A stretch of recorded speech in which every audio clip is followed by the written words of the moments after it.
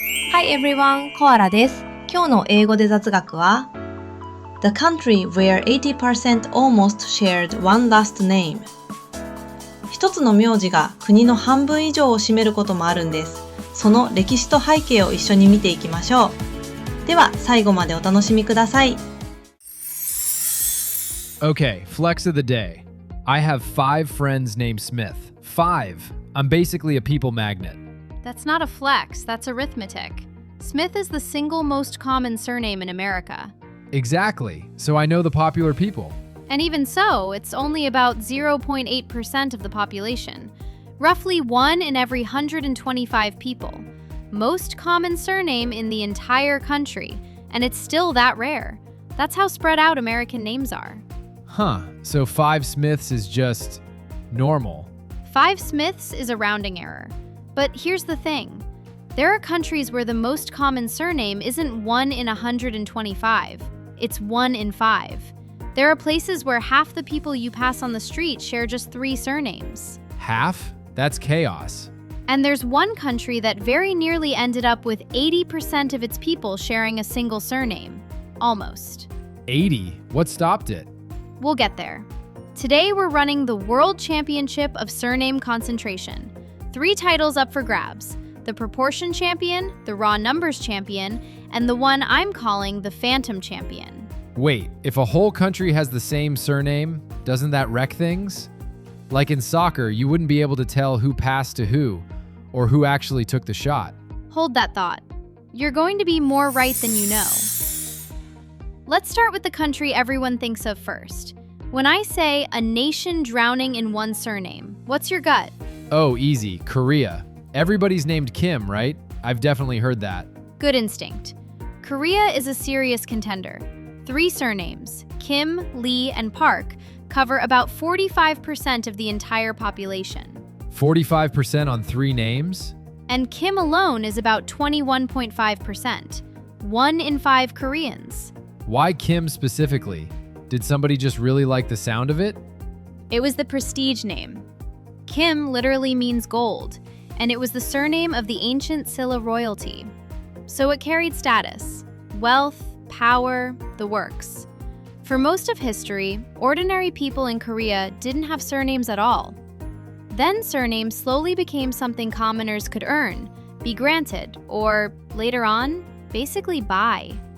And if you're picking a name for yourself, You pick the cool, royal one. Everybody reached for the high-status surnames. Kim, Lee. Then, in 1909, a law required everyone to register a surname, and a flood of people locked in the famous names.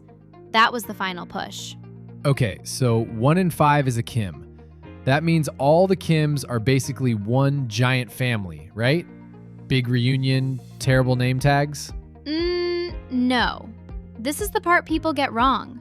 Korea has something called Bongwon, your clan's ancestral hometown. So the Gimhae Kims and the Gyeongju Kims are completely separate lineages who just happen to share the syllable Kim. So 2 Kims meeting are basically strangers. Total strangers. In fact, until 1997, you legally couldn't marry someone from the same Bongwon as you. So I can't even walk up to a Kim and go, cousin. You cannot. And here's the twist. 1 in 5 sounds dominant, but Korea isn't even the world champion. It's not?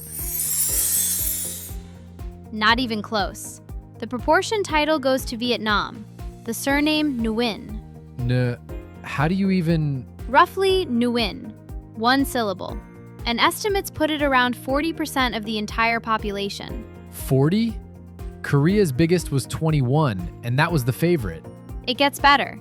The top 3 Vietnamese surnames, Nguyen, Chan, Lee, together cover more than half the country. And the top dozen or so surnames cover around 90% of everyone. 90% of a country on 14 names. How does that even happen? Dynasties. Vietnamese history is a series of regime changes, and every time a dynasty fell, the survivors of the old ruling family had a problem. The new rulers might want them dead. So they changed their surname to escape revenge or to show loyalty to whoever was in charge now. That happened over and over. One famous case in 1232, the descendants of the toppled Li dynasty were forced to switch to Nguyen. So every time the throne changed hands, a chunk of the population renamed itself. Right, and the last dynasty to rule Vietnam was the Nguyen dynasty. On top of that, during the French colonial period, officials assigned the surname Nguyen wholesale to commoners who didn't have one.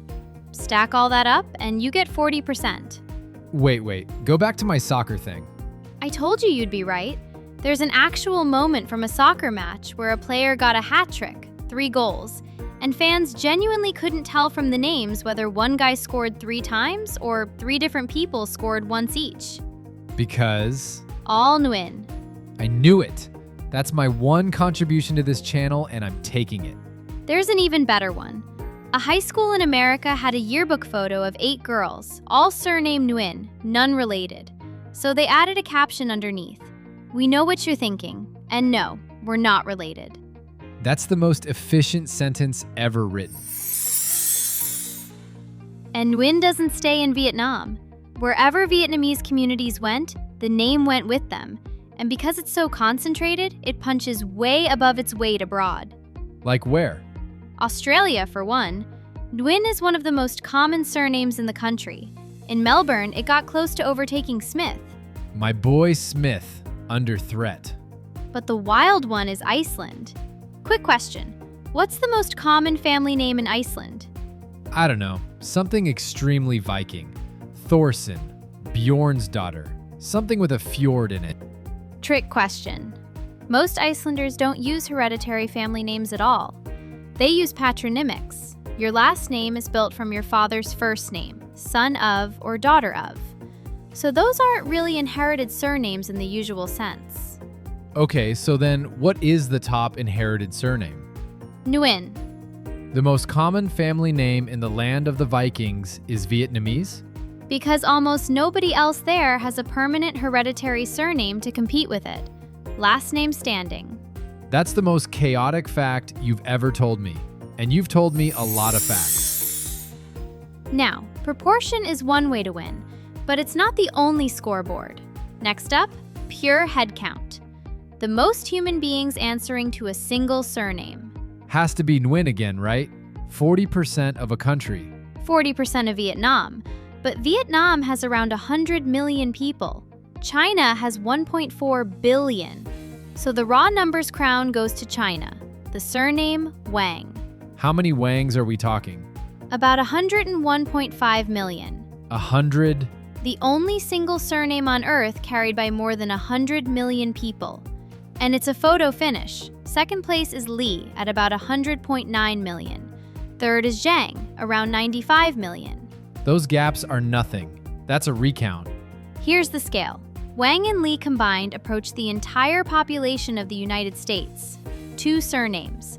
About 330 million people. So why does the biggest country have so few names? Shouldn't more people mean more names? You'd think so.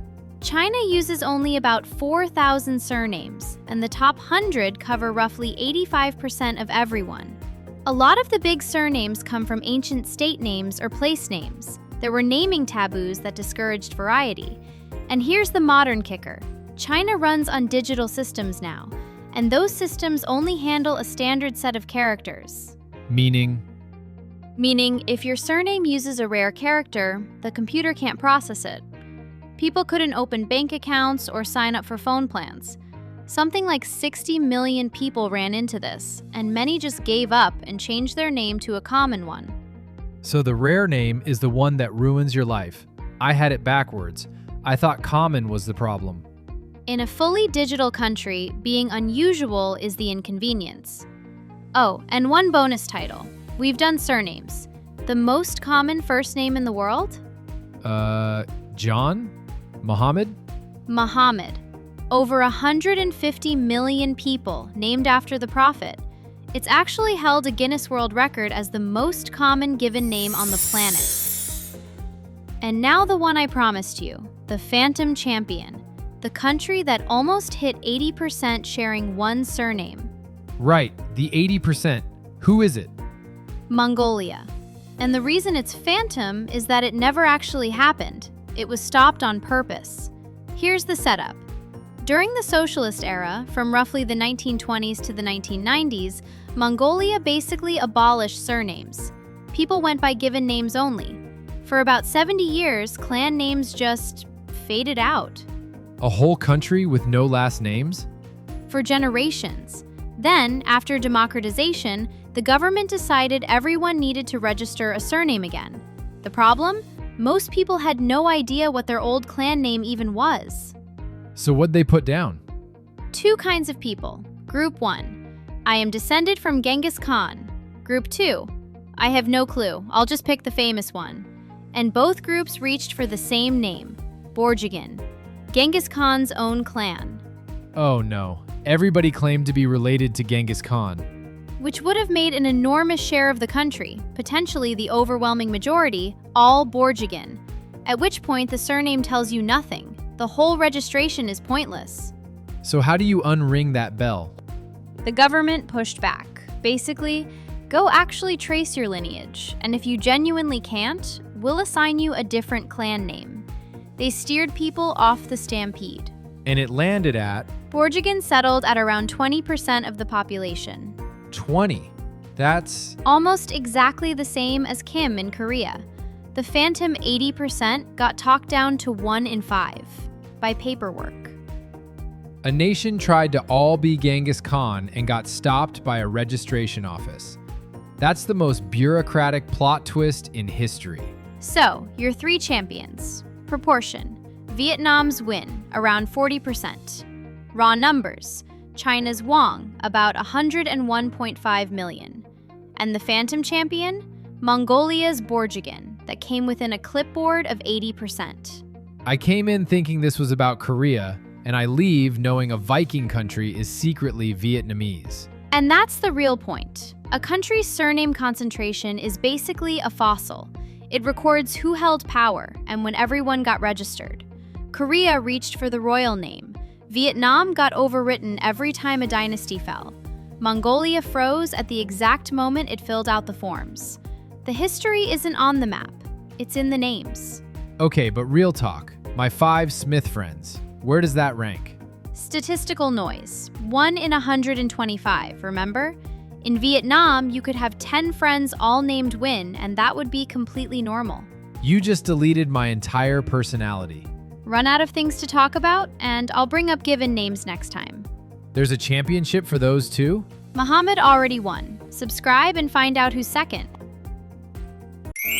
コアラの英語メモ Related. Related. Ancestor. Ancestor. Phantom. Phantom.